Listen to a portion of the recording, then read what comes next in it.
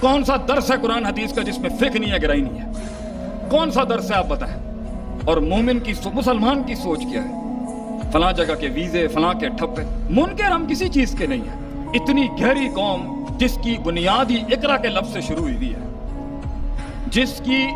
جس کا ابتدا پچھلی پرانی ابتداؤں سے لے کے اقرا سے شروع ہوا ہے، انہوں نے پڑھنا چھوڑ دیا کہ اللہ نے سورہ بقرہ میں ریبت کو پہلے کیوں ایڈریس کیا ہے، شک پہلے کیوں لایا اللہ، اور شہوت کو پھر سیکنڈری پروٹوکول پہ کیوں ایڈریس کیا، پتہ ہی نہیں۔ مفوق کل ذی علم علیم کے تحت ہر شخص عالم ہے، ہر شخص علم والا ہے۔ اکرمکم عند اللہ اتقاکم ہے، اللہ کے نزدیک تکریم اس کی ہے جس کا تقوی ہے، اور تقوی کو ہم نے سائیڈ میں کر دیا، اور تھا پہلے مسلمانوں میں یہ، ان کے ہدف مختلف تھے، جہاں انفرادیت آئی اور اجتماعیت بالکل سائیڈ میں ہو گئی۔